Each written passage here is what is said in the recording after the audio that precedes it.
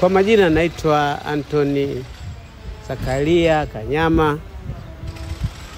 Mimi ni wakili wa chama mwandamizi na kwa sasa ni mkuu wa sehemu ya katiba, kanuni, chama na jumuiya. Nashughulikia vile vile muundo wa chama. Kwa hiyo nimekuja kuchukua fomu ya uwakilishi wa jimbo la Mtumba. Sababu kubwa ziko za aina mbili. Ya kwanza ni haki ya kikatiba. Ibara ya Chama cha Mapinduzi, katiba ya Chama cha Mapinduzi ibara ya 14 ibara ndogo ya 3 inaonyesha haki moja ya haki ya mwanachama ni kuchaguliwa au kuchagua. Kwa hiyo hiyo nayo katiba imenisukuma. Lakini sababu ya pili ni mwelekeo wa sera za CCM ya miaka inayoishia 2030. Inasisitiza sana umuhimu wa kuwawezesha watu kuondokana na umaskini. Kwa hiyo ajenda hiyo maskini kwa jimbo lile pamoja na ujinga vimenisukuma sana kuja kuchukua fomu hii.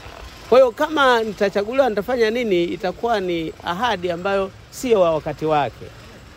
Tarehe 29 mpaka tarehe 30 mwezi Juni Chama cha Mapinduzi kilikuwa na mkutano mkuu maalum. Katika mkutano mkuu maalum kilihitimisha kwa kusoma taarifa ya utekelezaji wa ilani ya Chama cha Mapinduzi 2025. Sasa kuanzia kipindi kile na tulizindua vile vile ilani, lakini haijakabidhiwa kwa wagombea. Kwa hiyo leo ukiahidi, kwanza mtu atakayeahidi maana yake kwamba atakuwa amekosa maadili ya chama, afu atakuwa anatoa ahadi hewa na ya uongo. Sababu sisi misingi ya chama chetu, ahadi lazima iwe kwenye ilani yetu ya uchaguzi. So ilani leo mtu yote akija akatoa, hata akitoka kwenda kwa wananchi akatoa ahadi, atakuwa nakosa ile imani ya mwana CCM ya kusema kweli. Kwa hiyo atakuwa ni muongo, na kunapokuwa na kiongozi muongo sio maadili ya chama chetu na hatafaa kuwa kiongozi. Kwa hiyo siwezi kuahidi kwa sababu bado wakati wake. Kwa hiyo tukifika yako mengi ya kuongea.